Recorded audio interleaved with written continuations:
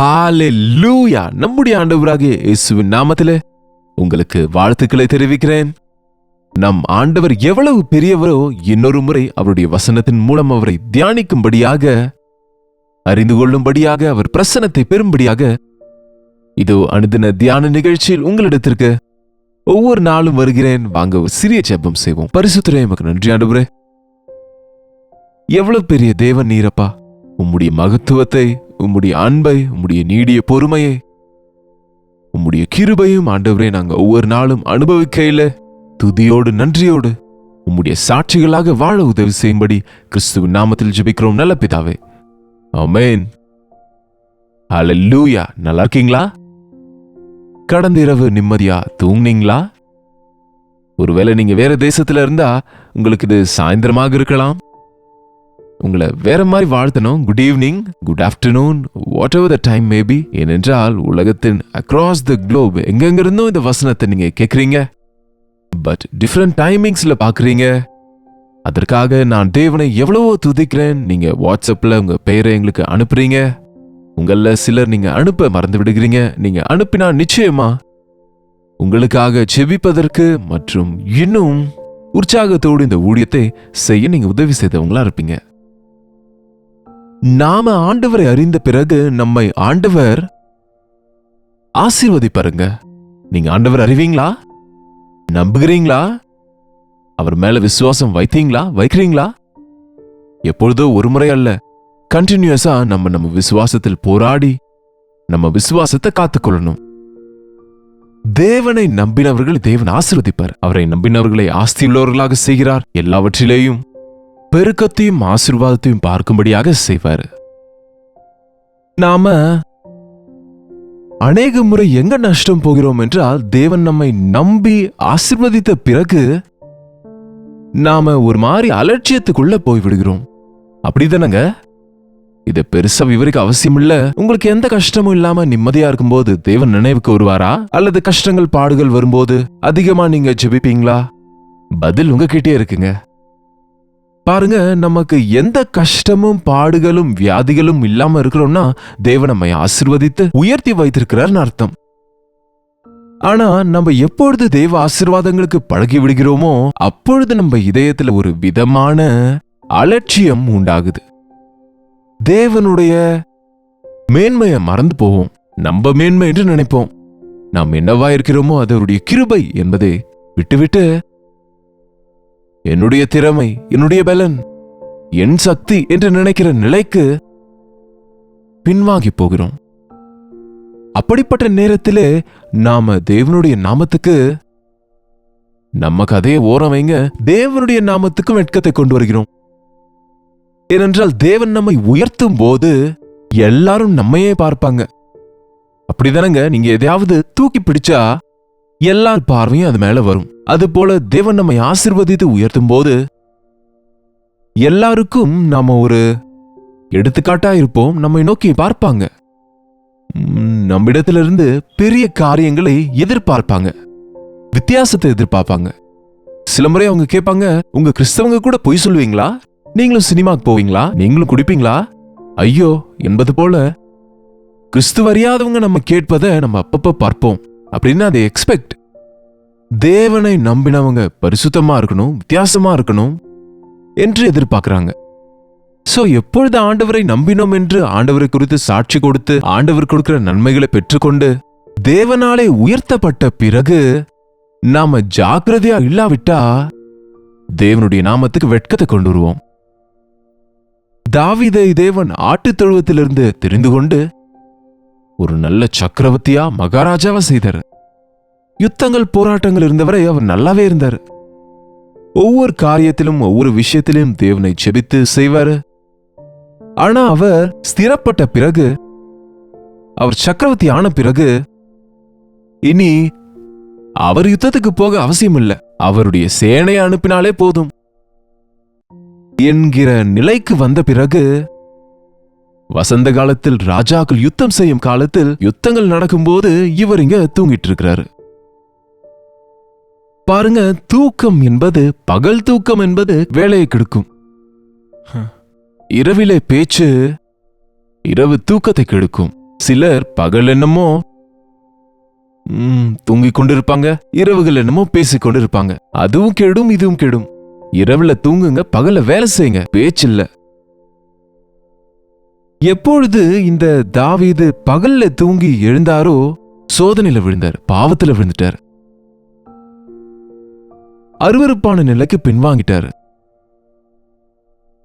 அநேகம் பேருக்கு அந்த காலத்திலேயே நிறைய மனைவிகள் இருப்பாங்க, விபச்சாரம் செய்கிறவங்களும் கூட இருப்பாங்க, மனைவியை விட்டு விடுகிறவங்க இருப்பாங்க. பலவிதமான சூழ்நிலைகள் ஆதியிலிருந்து இருக்கு, இப்பவும் இருக்கு. பாருங்க, இப்ப நம்ம உலகத்துல எத்தனையோ பேருக்கு எத்தனையோ விதமான சோதனைகள் வந்து கொண்டிருக்கும். எத்தனையோ பேருக்கு எல்லா வீட்டிலும் ஏதோ ஒரு சண்டை இருக்கும்ல. அதே ஒரு பெயர் பெற்ற அதிகாரியாவது, ஒரு மூவி ஸ்டார் ஆவது, ஒரு அரசியல்வாதியாவது, அவங்க வீட்டுல ஏதாவது நடந்தா அவங்களுக்கு ஏதாவது ஆச்சுன்னு வைங்க, அதை எவ்வளவாக வதந்திகளா பேசுவாங்க பாருங்க. இன்னும் பாஸ்டர்ஸ் பத்தினா சொல்லவே அவசியம் இல்ல. பாஸ்டர்ஸ் என்கிற நாங்களும் மனுஷங்க தாங்க, நாங்க ஒன்னும் தேவதூதர் இல்ல. மனுஷருக்கு வர எல்லா போராட்டமும் எங்களுக்கும் வரும், நாங்க போராடி ஜெயிப்போம். ஜெயிப்பதற்கு ஆண்டவருடைய கிருபைக்காக வேண்டிக் கொள்வோம். அலட்சியமா இருந்தா பாஸ்டர்ஸ் கூட இன்றைக்கு தேவனுடைய நாமத்துக்கு வெட்கத்தை கொண்டு வராங்க. தாவீதை போன்றவர் தேவனை மகிமைப்படுத்தின அவராலே சுற்றி இருக்கிற எதிரி ராஜாக்கள் தேவனை தூஷிப்பதற்கு காரணமானார். அவர் செய்த பாவம், அதன் மூலமாய் வந்த சாபம் அநேகருக்கு தடையாக மாறிடுச்சு. அநேகர் இடரல் அடைஞ்சிட்டாங்க. அநேகர், என்ன தேவன் உங்க தேவன் என்ன செய்தார், உங்களை எங்க ரட்சித்தாரு, உங்களுக்கு என்ன நன்மை செய்தாரு, உங்களுக்கு ஏன் இவ்வளவு கஷ்டம், நீங்க ஏன் இப்படி இவ்வளவு மோசமான நிலையில இருக்கீங்க, உங்க குடும்பத்துல ஏன் இந்த சண்டைகள், ஏன் இந்த பிரச்சனை, ஏன் இந்த கலக்கம் என்று நம்மை கேட்கும்போது நாம தேவனுடைய நாமத்தை வெட்கப்படுத்துகிறோம்னு உணரணுங்க. அதற்கு தான் தாவீது இப்படியாக ஜெபித்தார். சங்கீதம் 69:6 சேனைகளின் கர்த்தராகிய ஆண்டவரே, உமக்காக காத்திருக்கிறவர்கள் என் நிமித்தம் வெட்கப்பட விடாதேயும். உமக்காக காத்திருக்கிறவர்கள் என் நிமித்தம் வெட்கப்பட விடாதீங்க. என் நிமித்தம் என்னுடைய ஆண்டவருக்கு வெட்கம் உண்டாக கூடாது, தூஷிக்கப்படக்கூடாது, அவமானம் நடக்கக்கூடாது. என் நிமித்தம் என்னுடைய தேவனின் நாமத்துக்கு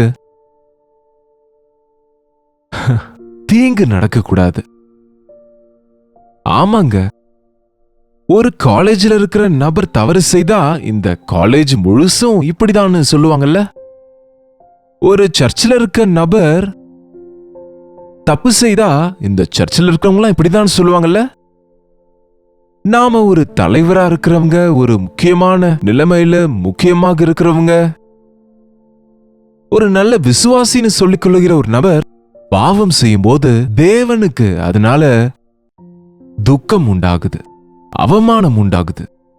எழுதியிருக்கிறபடி உங்கள் நிமித்தம் தானே என் நாமம் புறஜாதிகளுக்குள்ளே தூஷிக்கப்படுகிறது. ஒவ்வொரு நாளும் தேவனுடைய வசனத்தை கேட்டு விசுவாசி என்று சொல்லிக் கொள்கிற அன்பு சகோதரி சகோதரனே, உங்களுடைய பக்திய உங்க வீட்டார் நம்புகிறாங்களா? உங்க பக்தியின் வல்லமைய உங்களை சுற்றி இருக்கிறவங்க நம்புகிறாங்களா? உங்களுக்குள்ள இருக்கிற பரிசுத்தத்தையும் விசேஷத்தையும் தாழ்மையும் கவனித்து உங்க தேவன் பெரியவர் என்று மற்றவங்க சொல்ல முடியுதா? உங்க தேவனை குறித்து சாட்சி கொடுக்க நீங்க தைரியமா இருக்கிறீங்களா? உங்களுடைய சாட்சி நிமித்தம் உங்களை சுற்றி இருக்கிறவங்க, ஆமா உங்க தேவன் எனக்கும் வேண்டும் என்று சொல்லுகிற நிலைமையில இருக்கிறீங்களா? என்ன சொல்றீங்க? எனக்கு கேட்காதுல்ல? வாட்ஸ்அப் அனுப்புங்க அல்லது கமெண்ட் செக்ஷன்ல டைப் பண்ணுங்க. ஆராய்ந்து பாருங்க, எனக்கு சொல்லாவிட்டாலும் பரவாயில்ல. யோசித்து பாருங்க, நம் மூலமாய் தேவனுடைய நாமத்துக்கு மகிமை வருதா, துக்கம் உண்டாகுதா? அன்றைக்கு தானியேல் தேவனுக்காக வாழ்ந்ததினாலே எத்தனை ராஜா போட்ட கட்டளைகள், ராஜ சாசனங்கள் இருந்தாலும் முழங்கால் போட்டு ஜெபிக்கிற விஷயத்திலே கொஞ்சம் கூட அவர் காம்ப்ரமைஸ் ஆகலுங்க. மனுஷங்களை சந்தோஷப்படுத்த முயற்சிக்கல. அதனாலே தானியேலின் மூலம் தேவனுக்கு வெட்கம் வந்ததா அல்லது மேன்மை வந்ததா? தானியேலின் தேவனே தேவன் என்று ராஜா அறிவிக்கிற நிலையில தானியேல் தேவனை மகிமைப்படுத்தினார். நம்ம வாழ்க்கையில தேவனை வெட்கப்படுத்துகிறோமா? தேவன் நாமத்தை வெட்கப்படுத்துகிறோமா? அல்லது நம் தேவனின் நாமத்தை கனப்படுத்தும்படியாக அவருடைய நாமத்தினாலே ரட்சிக்கப்பட்ட நாம சுத்த இருதயத்தை காத்துக்கொண்டு நம்மை சுற்றி இருக்கிறவங்களுக்கு நல்ல மாதிரியாக இருக்கிறோமா? உமக்காக காத்திருக்கிறவர்கள் என் நிமித்தம் வெட்கப்பட்டு போகாதிருப்பார்களாக. இஸ்ரவேலின் தேவனே, உம்மை தேடுகிறவர்கள் என் நிமித்தம் நாணம் அடையாதிருப்பார்களாக.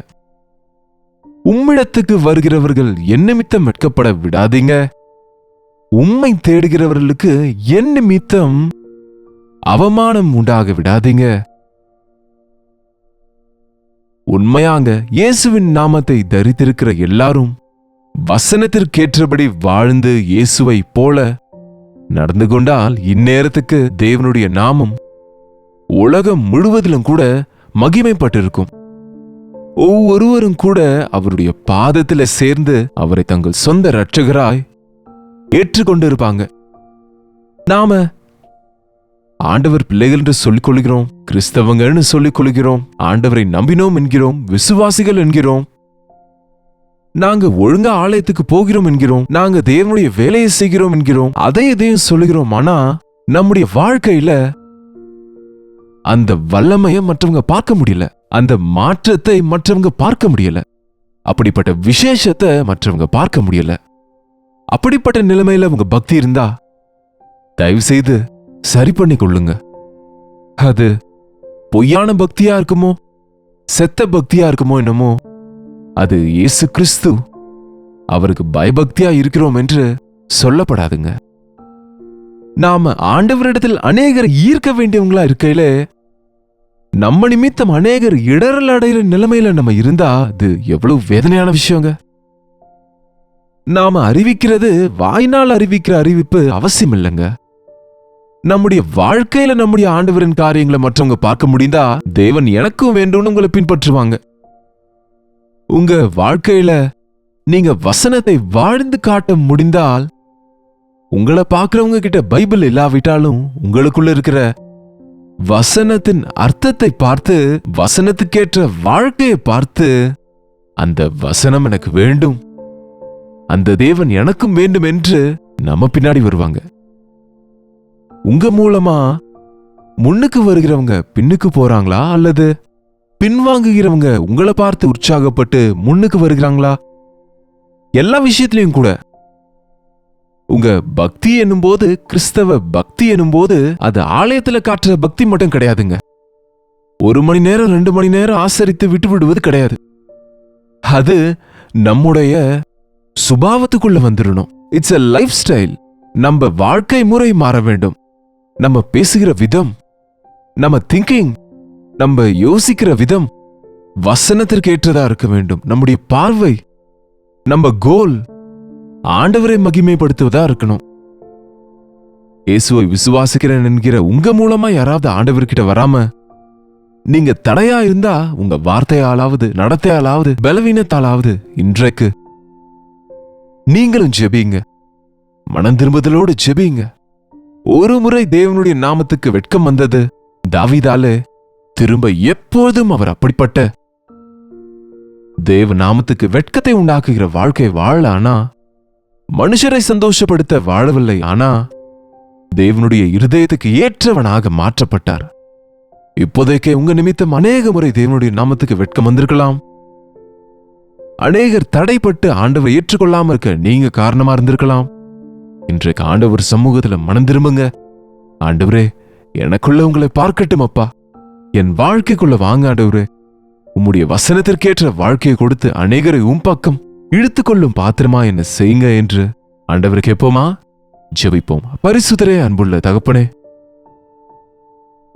உண்மை ஆண்டவரே, எங்களுடைய பக்தி வெறும் வார்த்தையில இல்லாம எங்களுடைய வாழ்க்கையில அது காணப்படும்படிக்கு உம்முடைய நாமத்துக்கு மகிமையை உண்டாக்குகிற பரிசுத்த வாழ்க்கையை வாழும்படிக்கு எங்க ஒவ்வொருவருக்கும் நீங்க உதவி செய்யுங்க. மாதிரியா இல்லாதவங்களா நாங்க இருந்து விடாம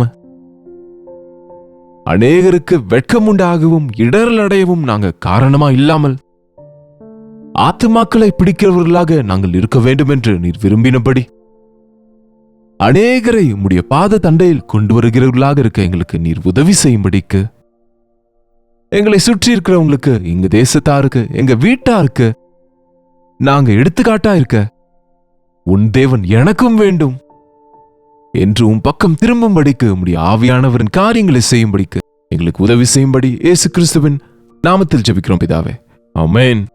நம்முடைய பிதாவாகிய தேவனுடைய அன்பும் குமாரனாகிய இயேசு கிறிஸ்துவின் கிருபையும் பரிசுத்த ஆவியானவருடைய அந்யோன்யமும் ஐக்கியமும் கூடி வந்திருக்கிற அனைவருக்கும் இப்பொழுதும் சதா காலமும் துணையாயிருப்பதாக, ஆமென்.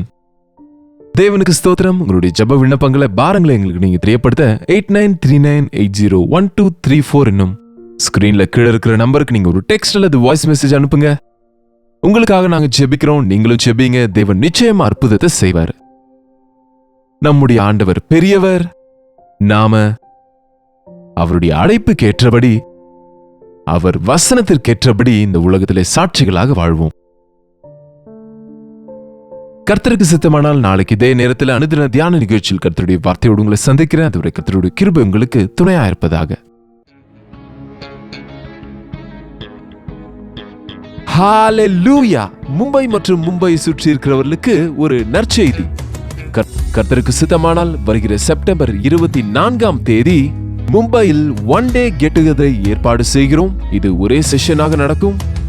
மாலை 5 மணி முதல் 10 மணி வரை நடக்கவிருக்கும் இந்த விசேஷமான கூட்டத்துக்கு உங்களை முகமுகமாய் பார்க்க வேண்டும் என்று, உங்களுக்காக தனிப்பட்ட விதத்தில் ஜெபிக்க வேண்டும் என்று தேவனுடைய செய்தியோடு உங்களிடத்துக்கு வருகிறோம். உங்கள் ஒவ்வொருவரையும் வந்து கலந்து கொள்ளும்படி வரவேற்கிறோம். இந்த விசேஷமான கூட்டத்தில் தேவன் தம்முடைய அற்புதமான காரியங்களை செய்ய போகிறார், ஆச்சரியமான காரியங்களை செய்ய போகிறார் என்ற விசுவாசத்தோடு நம்முடைய ஒவ்வொரு கட்டுகளும் உடைக்கப்படும். நம் வாழ்க்கையில வேண்டிய விடுதலையை, வெற்றியை பரிசுத்த ஆவியானவர் தருவார் என்று விசுவாசத்தோடு உங்களிடத்துக்கு வருகிறோம். இந்த விசேஷமான மீட்டிங்காக நாங்க சென்னையிலிருந்து மும்பை புறப்பட்டு வருகிறோம். மும்பைல நீங்க எந்த பகுதியில் இருந்தாலும் இந்த விசேஷமான கூடுகையில வந்து கலந்து கொள்ளுங்க. தேவனுடைய ஆசீர்வாதங்களை பெற்றுக்கொள்ளுங்க. முகவரியை கவனிங்க. Morning star school near Sion railway station, Dharavi, Mumbai. உங்களுடைய பாரங்களுக்காக நேரடியாக வந்து உங்களுக்காக நாங்கள் ஜெபிக்க வேண்டும் என்று விரும்புகிறோம். தேவன் அந்த நாளிலே ஒரு பெரிய அற்புதத்தை, ஆச்சரியத்தை உங்களுடைய வாழ்க்கையிலே செய்வார் என்று விசுவாசத்தோடு, ஒரு எதிர்பார்ப்போடு நீங்க வாங்க. தேவ ஆவியானவருடைய வல்லமையான காரியங்களை அன்றைக்கு நம்ம பார்க்க போகிறோம். இன்னொரு முறை ஞாபகப்படுத்துகிறேன். செப்டம்பர் 24ஆம் தேதி மாலை 5 மணி முதல் 10 மணி வரை நடக்கிற இந்த விசேஷமான கூட்டத்துக்கு உங்க நண்பர்களையும் உறவினர்களையும் கொண்டு வாங்க. கலந்து கொண்டு தேவனுடைய ஆசீர்வாதங்களை பெற்றுக்கொள்ளுங்க.